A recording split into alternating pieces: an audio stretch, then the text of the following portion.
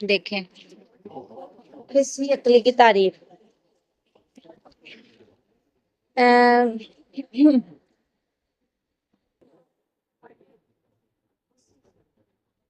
کہتے ہیں علم بیان کی اصطلاح میں ان دونوں کا مخصوص مفہوم ہے، اس لیے پہلے ان سے متعلق تفصیلات ذکر کی جا رہی ہیں، پھر یہ تفصیل سے آگے آئے گا۔ یہ تو بخوبی معلوم ہے کہ گفتگو سے مقصود عام طور پر صرف الفاظ نہیں ہوتے بلکہ معنی اور الفاظ کے مدلولات ہوتے ہیں۔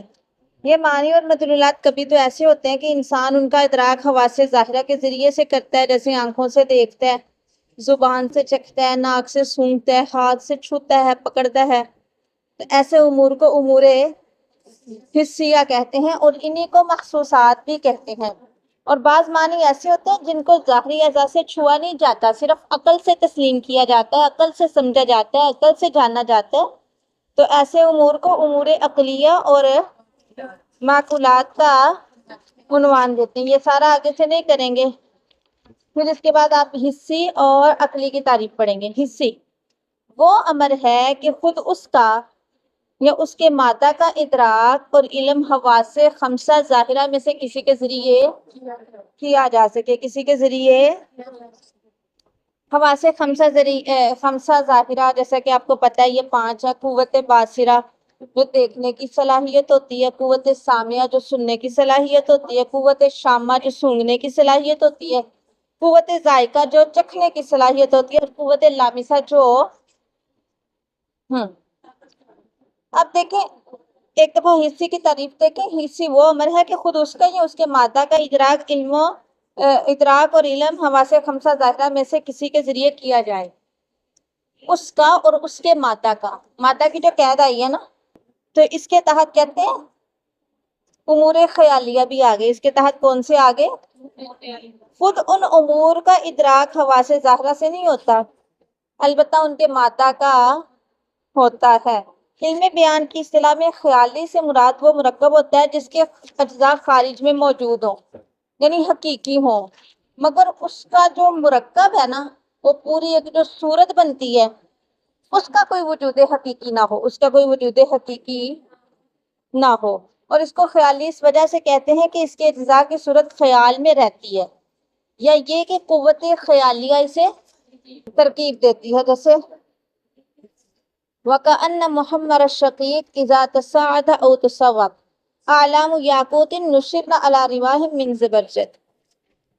کہتے ہیں وہ گویا سرخ سرخ گلے لالا جبکہ نیچے کو جھکتے یا اوپر کو اٹھتے ہیں، یا تو وہ یاقوت کے جھنڈے ہیں جو کہ زبرجد کے نیزوں پر پھیلائے ہوئے ہیں، زبرجد کے نیزوں پر ہے۔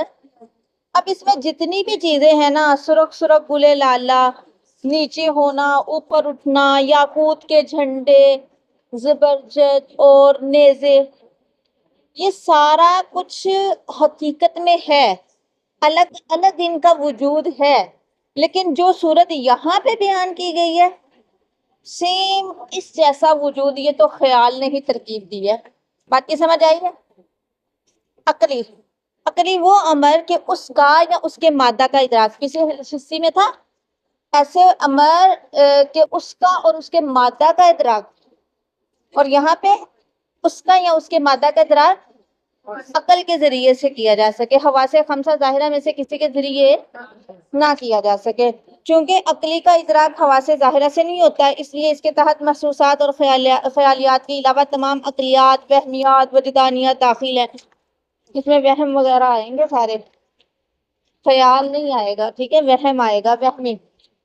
وہمی وہ امر ہے کہ جس کا ادراک یا اس کے مادہ کا ادراک حواس ظاہرہ سے نہ ہو، لیکن اگر ہو سکے جبکہ وہ کسی طرح خارج میں پا لیا جائے تو اس کا ادراک انہی حواس کے ذریعے سے ہو، اس کا ادراک انہی حواس کے، کہتے ہیں یقتلنی والمشرفی مزاجعی ومسنونۃ زرد کانیاب اغوال، کیا وہ مجھے قتل کرے گا حالانکہ مشرفی تلوار میرے ساتھ رہتی ہے، جو صاف ستھرے نیزے اور صاف ستھرے نیزے جو کہ بھوتوں کی دانتوں کی مانند ہے۔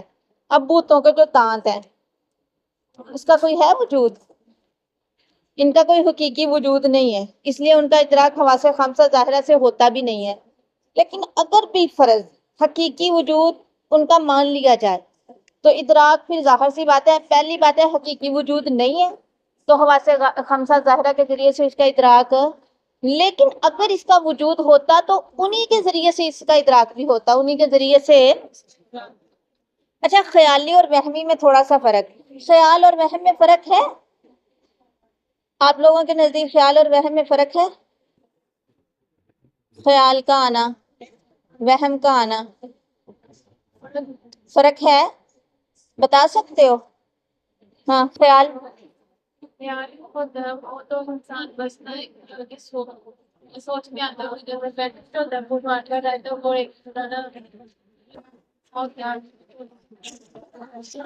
ہاں جی، خیال اور وہم میں فرق ہے۔ خیالی کا مادہ خارج میں یعنی حقیقتاً پایا جاتا ہے، انسان خیالی پلاؤ بنانا شروع کرتا ہے، ایسے ہوگا ویسے ہوگا، یہ ہوا وہ ہوا، اور لیکن مجموعی جو اس کی حالت ہوتی ہے نا، اس کا کوئی حقیقی وجود نہیں ہوتا۔ جبکہ جو وہم ہوتا ہے نا، اس کا تو مادہ جو ہوتا ہے وہی حقیقتاً موجود نہیں ہوتا، اس کا جو مادہ ہوتا ہے وہی حقیقتاً موجود نہیں ہوتا۔ دو لوگ بیٹھے ہوئے ہیں، باتیں کیے جا رہے ہیں، وہم آ رہا ہے میرے بارے میں کر رہے ہیں، ہے کوئی وجود اس کا؟ بس ایک وہم ہے نا۔ تو خیال میں یہ ہوتا ہے، انسان خود ایک خیال ترکیب دیتا ہے، اچھا یوں یوں کر کے ہوگا، انسان سوچتا ہے بہت زیادہ، تو یہ جو خیال آتا ہے وہ جس سے ابھرتا ہے وہ ابھارنے والی قوت متخیلہ ہے۔ ٹھیک ہے، فرق واضح ہو گیا؟ آپ بس اس طرح اپنے لفظوں میں بھی کر سکتے ہیں، ضروری نہیں جو اوپر لکھا وہی آپ نے کرنا ہے۔ کہتے ہیں وجدانی بھی ایک چیز ہے، وہ امر جس کا ادراک باطنی قوتوں کے ذریعے سے کیا جا سکے۔ کہتے ہیں نا فلاں بندے کی تو 6 حصے ہیں، چھٹی حصہ اس کی کہہ رہی ہے کہ ایسے ہوگا۔ قوت اندر سے نکلتی باطنی قوت ہوتی ہے جو انسان کو متنبع کرتی ہے بھئی ایسا ضرور کچھ ہوگا یا ایسا ہوا ہے۔ ایک خیال ہے، ایک وہم ہے، ایک وجد ہے، ان تینوں میں فرق ہے۔ جو وجدانی کیفیات ہوتی ہیں یہ اکثر یعنی صحیح ہوتی ہیں۔ وہ امر جس کا ادراک باطنی قوتوں کے ذریعے سے ہوتا ہے، اس کے ادراک میں نہ تو حواس خمسہ ظاہرہ کا دخل ہوتا ہے اور نہ ہی عقل کا۔ سمجھ آئے؟ جیسے بھوک لگ گئی، ٹھیک ہے، بندہ کہتا ہے بھوک لگی ہے، یعنی اندر سے کیفیت اٹھتی ہے بھوک کی، اندر سے کچھ نکلتا ہے، اچھا اب ہوئی۔ اس میں وہم اور خیال کا کوئی ہے؟ کہ وہم ہوتا ہے کہ اچھا مجھے بھوک لگی ہے، خیال ہوتا ہے مجھے بھوک لگی ہے۔ اسی طرح خوشی اور غمی، غصہ اور خوف، یہ سارے امور کس کے حوالے سے ہیں؟ ان کا تعلق وجدان سے ہے، یہ ان کو وجدانی بولتے ہیں۔ قدرت نے انسان کے اندر جو اندرونی حواس رکھے ہیں نا، بس انہی سے ان کا ادراک ہو سکتا ہے۔ سمجھ آئی بات کی؟